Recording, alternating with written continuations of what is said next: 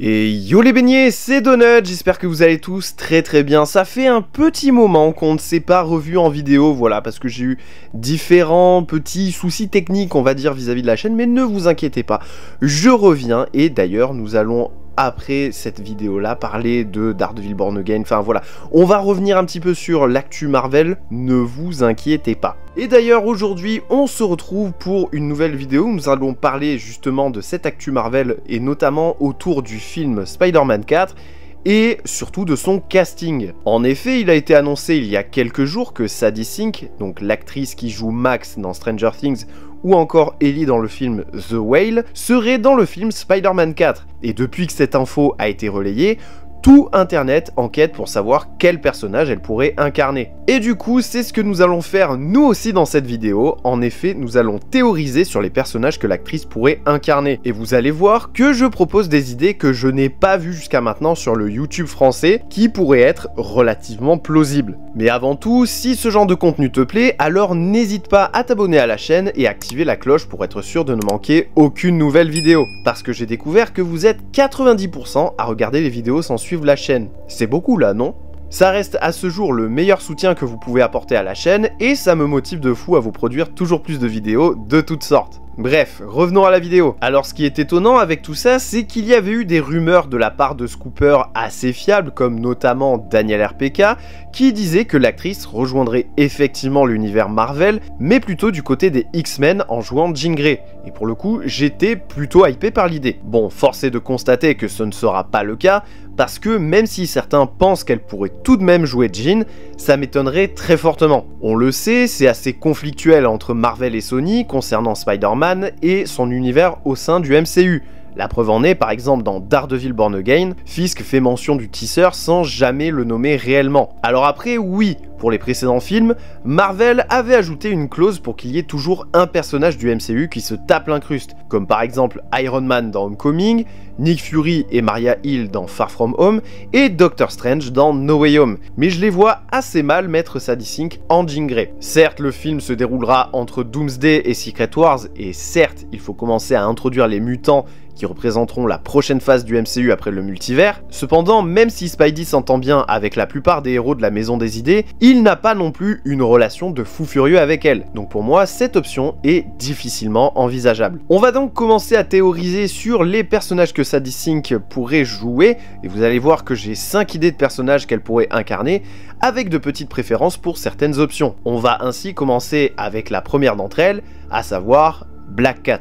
Alors je vais être honnête, c'est l'option qui me plaît le moins dans tout ça, mais c'est une possibilité à ne pas exclure. En effet, à la fin de No Way Home, on a un Spider-Man célibataire, MJ a oublié son identité secrète et ne le reconnaît même plus, il a perdu sa tante, bref, c'est pas la meilleure des ambiances pour lui. Par conséquent, il y a des chances que Peter se consacre pleinement à son activité de justicier au détriment de sa vie personnelle. Et justement, si Marvel et Sony devaient ajouter un nouveau Love Interest à Spidey, l'idéal serait Black Cat, puisqu'elle s'en fout de son identité secrète et veut fricoter un max avec le tisseur sans se soucier de qui porte le masque. Autant dire que dans l'état actuel des choses pour lui, c'est du pain béni. D'autant plus que moi, je suis team Black Cat à 10 000%, c'est ma waifu ultime de Marvel. Cependant, je vois très mal Sadie dans le rôle, sachant que dans la plupart des adaptations comics, Black Cat est un peu plus vieille que Peter. Or là, Sadie Sink a 22 ans, alors que Tom en a 28. Beaucoup imaginent d'ailleurs plutôt Sydney Sweeney dans le rôle, alors c'est vrai que physiquement elle pourrait le faire, mais rappelons qu'elle a interprété récemment Julia Carpenter, une des Spider-Woman dans l'atroce Madame Web de Sony.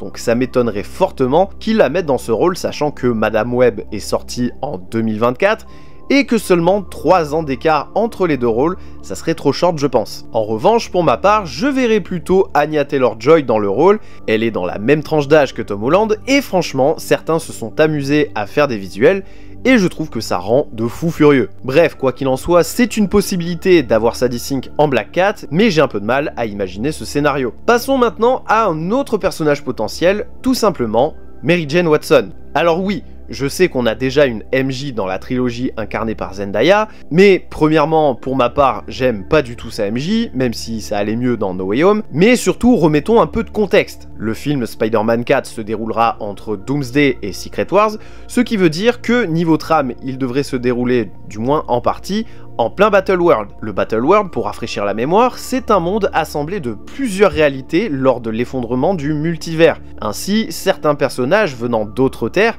ou de variants de certains autres personnages, pourraient apparaître dans ces films. Ainsi, il pourrait s'agir dans ce cas présent d'une autre MJ venant d'un autre monde, comme celui de la Terre 1610 ou une autre Terre encore. Et alors qu'il pourrait chercher à retrouver sa MJ suite à un événement marquant durant le film, Peter pourrait se retrouver à la place face à cette nouvelle MJ. Alors oui, c'est un peu tiré par les cheveux, je vous l'accorde, mais avec le multivers, on est à l'abri de rien. Troisième possibilité, et là on va parler d'un personnage que j'ai très peu vu en retour, à savoir Firestar. Alors là, les non-lecteurs de comics parmi vous doivent se dire, mais qui c'est celle-là? Firestar, alias Angelina Jones, est une mutante qui peut générer de l'énergie micro-ondes à partir de son environnement, notamment grâce à l'énergie émise par les étoiles qu'elle peut rediriger en sorte de décharge enflammée. Alors je sais que j'ai dit que ce serait bizarre d'introduire une X-Men comme Jean Grey dans un film Spidey, cependant il faut savoir que Firestar a un passif avec Spidey. En effet, l'héroïne est apparue pour la toute première fois non pas dans un comics, mais dans la série animée Spider-Man and His Amazing Friends.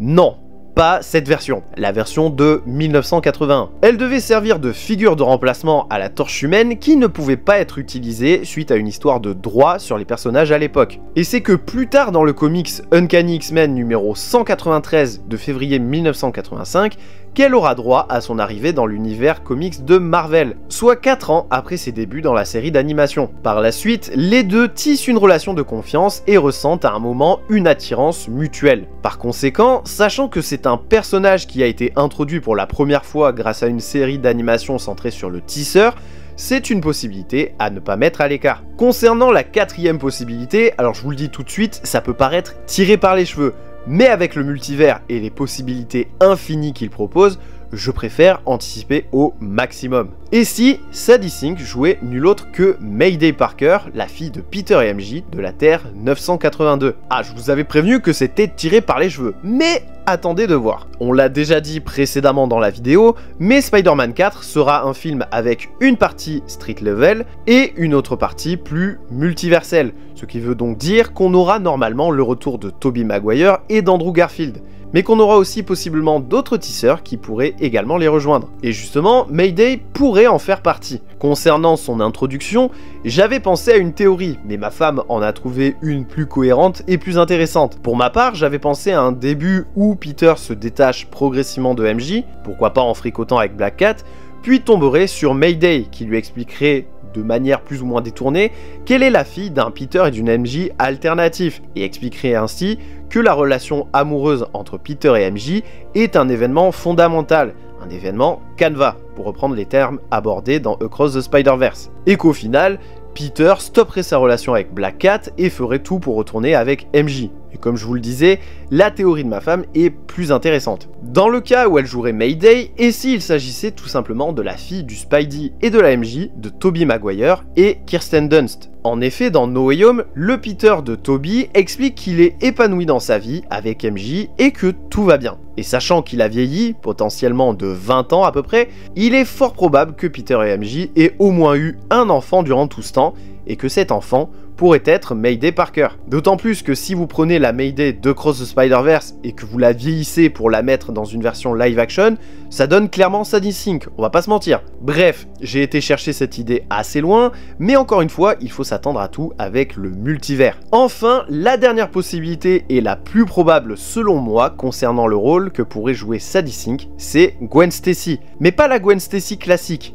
En effet, je pense que Sadie Sink pourrait incarner Spider-Gwen. Premièrement, physiquement, je pense qu'elle pourrait très bien coller dans ce rôle. Elle a les yeux bleu-vert comme elle, la couleur de cheveux, ça peut changer, et surtout niveau tranche d'âge, ça colle bien, puisqu'elle est plus jeune que le Peter classique. Deuxièmement, ça peut être un choix hyper intéressant, que ce soit pour Marvel comme pour Sony, et qui peut mettre d'accord les deux, puisqu'elle pourrait apparaître au départ dans des projets du MCU comme Spider-Man 4 et même Secret Wars, mais aussi avoir ses projets solo, à l'instar de la série Prime Video sur le Spider-Man noir. Et enfin, le dernier point qui me fait penser que Sadie Sink pourrait jouer Spider-Gwen, c'est un comics Marvel en particulier. En décembre dernier est sorti le premier comics centré sur la TVA, la fameuse organisation que l'on a pu découvrir à travers la série Loki et qu'on a revu plus tard dans Deadpool et Wolverine. Ici, on a une équipe de super-héros qui sont en charge de surveiller et réguler toutes les réalités. Parmi les personnages présents, on retrouve Mobius, B15,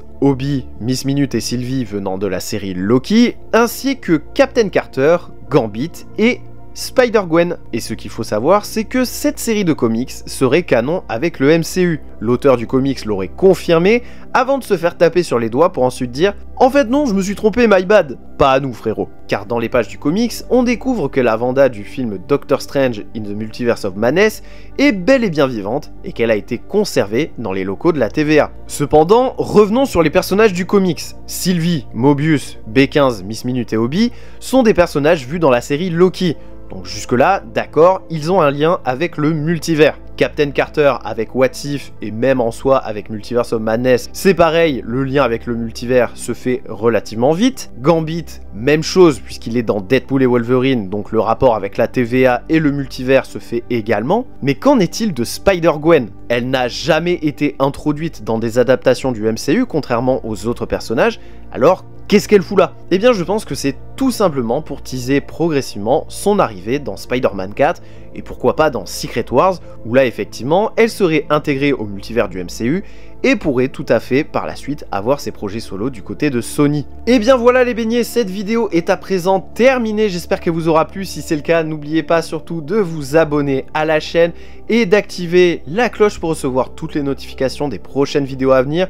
N'oubliez pas aussi de laisser un énorme pouce bleu, vous savez que ça soutient énormément. N'hésitez pas aussi à commenter cette vidéo en me disant quel personnage selon vous pourrait incarner Sadie Sink dans Spider-Man 4, je serais curieux de savoir ce que vous en pensez. N'hésitez pas aussi à partager la vidéo sur vos différents réseaux sociaux, et en attendant la prochaine vidéo qui sera probablement la review des 3 premiers épisodes de Daredevil Born Again, eh bien je vous dis bye les beignets.